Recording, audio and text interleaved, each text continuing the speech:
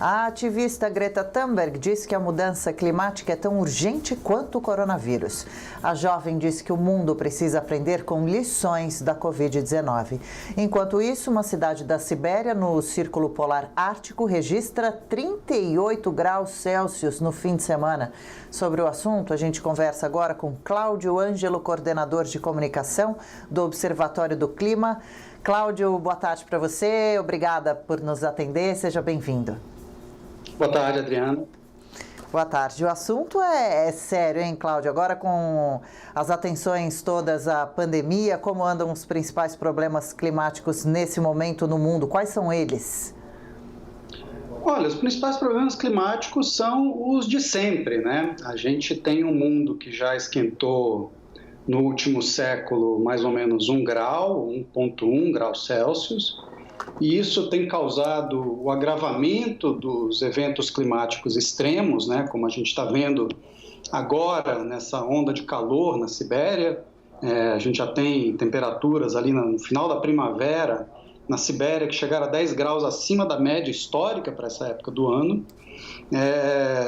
Incêndios florestais que foram super graves no ano passado na região ao norte do Círculo Polar Ártico, que é uma coisa que não é comum, mas tem ficado comum. A gente teve esses incêndios no ano passado e esse ano a gente começou de novo a ter uma temporada de incêndios florestais a norte do Círculo Polar. E os efeitos, né, vários outros, alguns dos quais a gente vê no Brasil, né? Extremos de calor, extremos de chuva, secas, isso tudo está ficando mais frequente e mais também intenso. Sim. E agora, com esse período da quarentena, as pessoas mais fechadas em casa, circulando menos, assim como transportes em geral também, deram um tempo para a natureza, um descanso, ou isso é ilusão, não é necessário para alguma mudança significativa? Olha, a gente teve de fato uma queda, né? Se for falar de clima, a gente teve uma queda. A estimativa é que as emissões do planeta caiam cerca de 6% neste ano de 2020. Isso não é verdade para um grande emissor de gás de efeito estufa, que é o Brasil, em que as emissões, segundo estimativas do Observatório do Clima, podem terminar em 2020 até 10% ou mesmo 20% maiores, a depender de qual seja a taxa de desmatamento.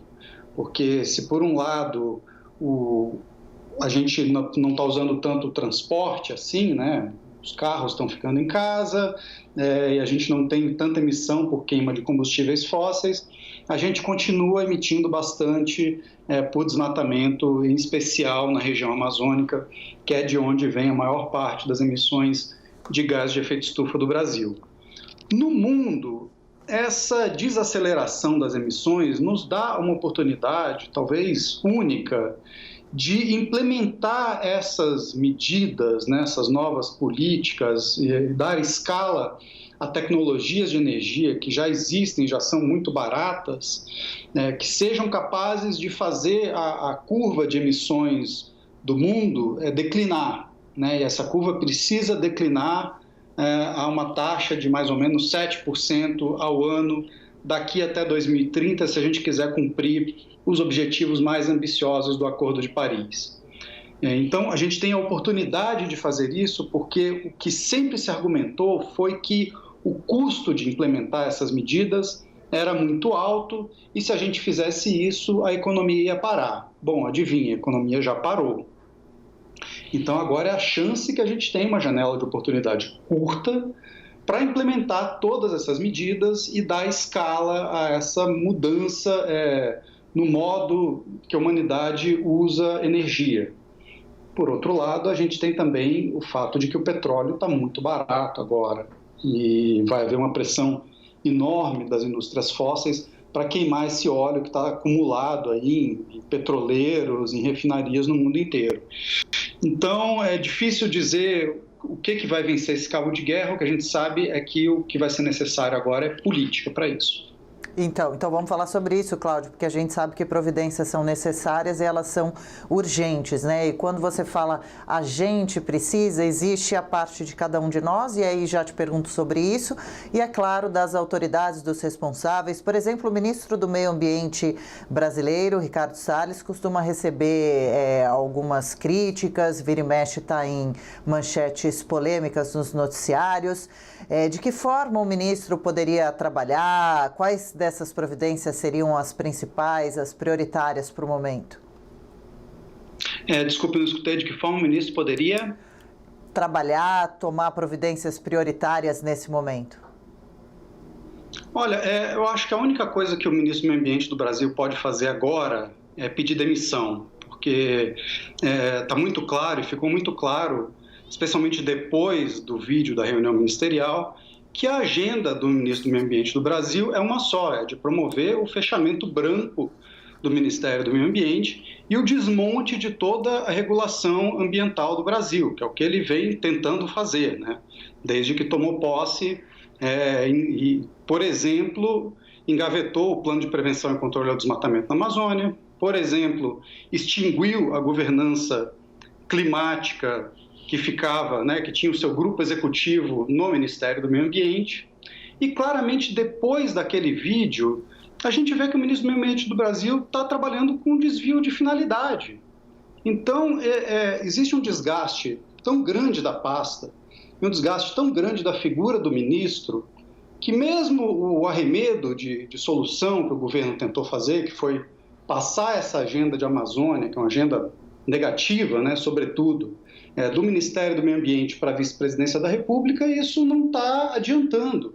E a mostra de que isso não está adiantando aconteceu hoje. A gente teve uma carta publicada, enviada a embaixadas brasileiras em 8 países, por um grupo de 29 investidores que detêm quase 4 trilhões de dólares em ativos, dizendo o seguinte: caros embaixadores, precisamos conversar, porque a situação ambiental do Brasil está expondo a risco as empresas nas quais nós investimos e a gente está perdendo dinheiro.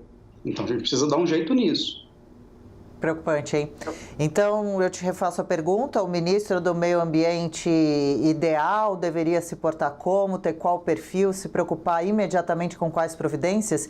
E aí eu aproveito também, você falava agora há pouco, sobre a gente também participar, né? De que forma cada um de nós, cidadãos aqui brasileiros, poderíamos colaborar, que fosse na cobrança realmente de providências das autoridades ou de uma forma mais prática também? Adriana, o ministro do Meio Ambiente do Brasil, por melhor que seja, a gente não tem um bom ministro do Meio Ambiente, mas mesmo que a gente tivesse um bom ministro do Meio Ambiente, o presidente da República ainda é o Jair Bolsonaro, que encara o meio ambiente como adversário, encara o meio ambiente como um entrave.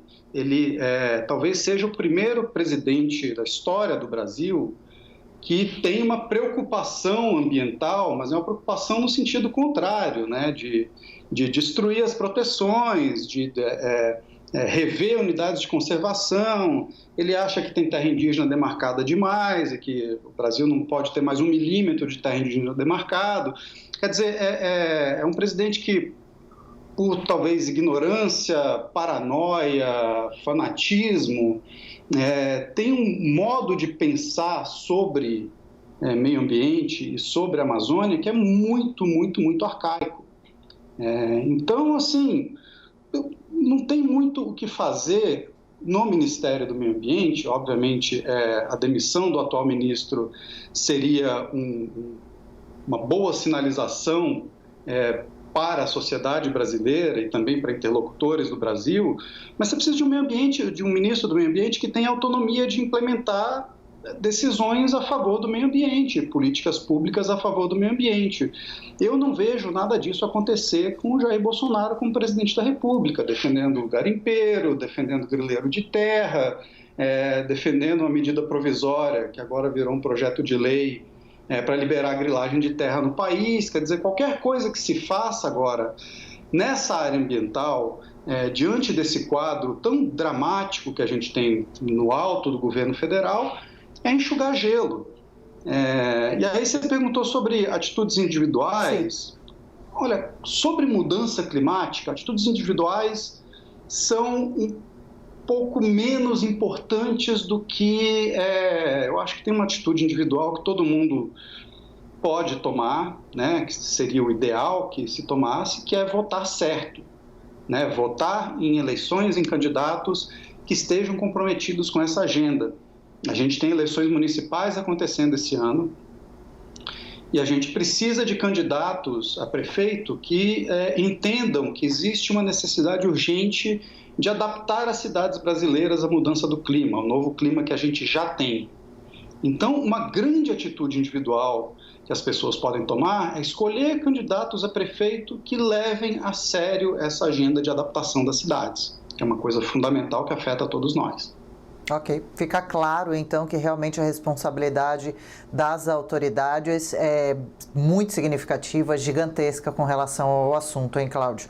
E quando a gente falou aqui no comecinho da nossa entrevista, um pouquinho antes de eu apresentar você, sobre a Greta Thunberg, como você avalia o trabalho dela, que também muitas vezes é criticada por muitas pessoas, e quando ela diz que o mundo precisa aprender lições com a Covid-19, quais seriam, por exemplo? A Greta ela fez uma coisa que a minha geração passou 20 anos tentando fazer e não conseguiu, que é mobilizar jovens de um jeito maciço no mundo inteiro em torno de uma agenda comum.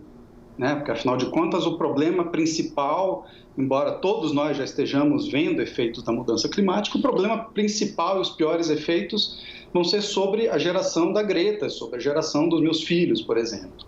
Então, ela, de fato, conseguiu, num tempo muito curto, mobilizar jovens de um jeito como a gente nunca viu antes na história do movimento ambientalista. Legal. Impactos do coronavírus, lições do coronavírus?